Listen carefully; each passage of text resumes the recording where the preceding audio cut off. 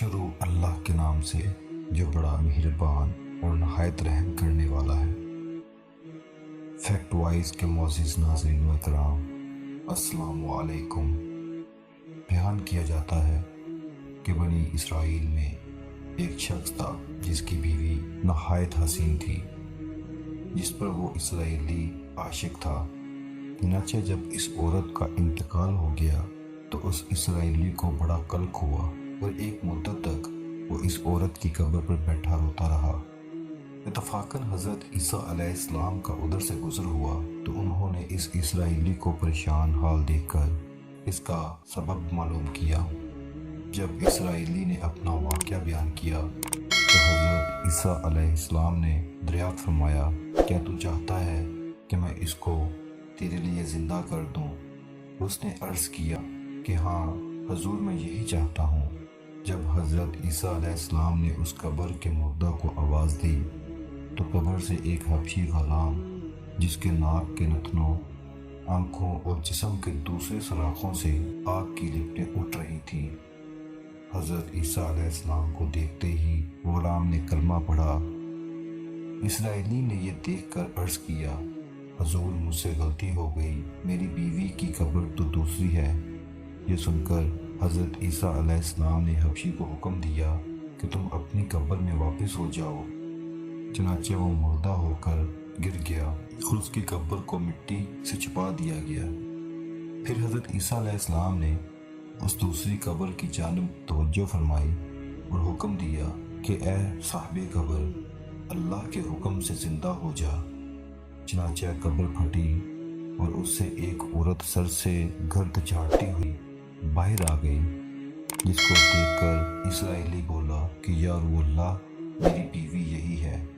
حضرت عیسیٰ علیہ السلام کے حکم سے وہ اسرائیلی اپنی بیوی کو ہمراہ لے کر واپس ہونے لگا، مگر عرصہ سے جاگا ہوا تھا، اس لیے اس پر نیند کا غلبہ ہو گیا اور اس نے بیوی سے کہا کہ تیری قبر پر کریا اوزاری اور بیداری نے مجھے ہلاک کر دیا ہے، اس لیے میں چاہتا ہوں کہ کچھ دیر آرام کر لوں۔ بیوی کہنے لگی کہ ہاں، آپ آرام کر لیجئے۔ چنانچہ وہ اسرائیلی بیوی کے زانوں پر سر رکھ کر سو گیا۔ اتنے میں ایک گھوڑے پر سوار ایک شہزادے کا ادھر سے گزر ہوا جو اپنے زمانے کا یکتا حسین تھا، جس کو دیکھ کر شہزادی از خود عاشق ہو گئی اور اس کا دل قابو میں نہ رہا۔ اس نے شوہر کا سر زانوں سے نیچے رکھا اور فرط محبت و غلبہ عشق سے مجبور ہو کر شہزادے کے سامنے جا کھڑی ہوئی۔ ادھر جیسے ہی شہزادے کی نظر اس پر پڑی، وہ بھی اس کو دیکھ کر اس پر عاشق ہو گیا اور عورت کی خواہش پر اس کو اپنے گھوڑے پر بٹھا کر لے گیا۔ چنانچہ اس کے شوہر نے بیدار ہو کر جب اپنی بیوی کو نہ پایا تو نہایت پریشان ہوا اور اس کے ملنے کی تدبیر سوچنے لگا۔ سوچتے سوچتے آخر اس کے نشان قدم پر چل کر اپنی بیوی کو تلاش کر لیا، جو شہزادے کے پاس پہنچ چکی تھی۔ اس کو دیکھ کر اسرائیلی نے شہزادے سے عرض کیا کہ یہ میری بیوی ہے، آپ اس کو چھوڑ دیجئے۔ ابھی شہزادہ کچھ کہنے بھی نہ پایا تھا کہ اس عورت نے کہا، میں تیری بیوی نہیں بلکہ شہزادے کی لونڈی ہوں۔ یہ سن کر شہزادہ اسرائیلی سے کہنے لگا، کیا مجھ سے میری لونڈی کو لینا چاہتا ہے؟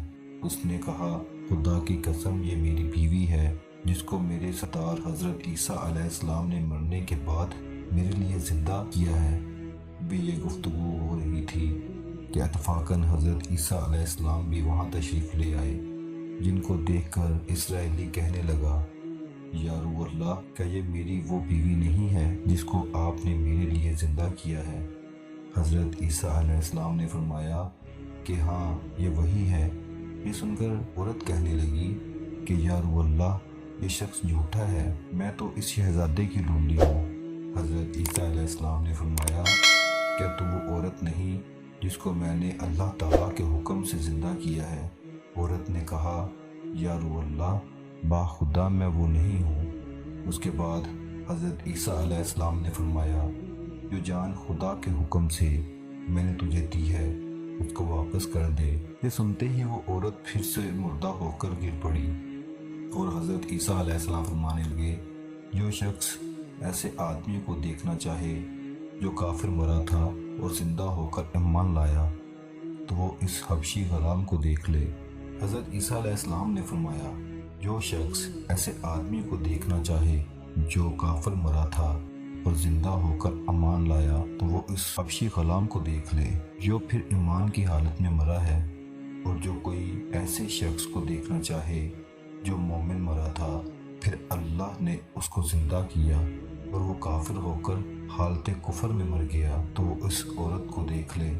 اس واقعہ کو دیکھ کر اسرائیلی نے قسم کھائی، اب کبھی نکاح نہ کروں گا، اور میدانوں کی طرف نکل گیا جہاں اللہ تعالیٰ کی عبادت میں مصروف رہ کر اسے موت آ گئی۔ اللہ تعالیٰ اس پر رحم فرمائے۔ نبی اور رسول کے اقرار و انکار کا نتیجہ اس عقائد سے ظاہر ہوتا ہے اور سبق ملتا ہے کہ کامیابی اپنے نبی صلی اللہ علیہ وآلہ وسلم کی اطاعت و محبت سے ہی مل سکتی ہے۔ چنانچہ ہمیں بھی چاہیے کہ ہر حال میں اپنے نبی صلی اللہ علیہ وآلہ وسلم کی اطاعت کو سامنے رکھیں، چاہے دل مانے یا نہ مانے، لیکن نبی کریم صلی اللہ علیہ وآلہ وسلم کے طریقوں کو لازمی اپنایا جائے۔ اللہ تعالیٰ اس واقعے سے سبق حاصل کر کے عمل کرنے کی توفیق عطا فرمائے۔ آمین یا رب العالمین۔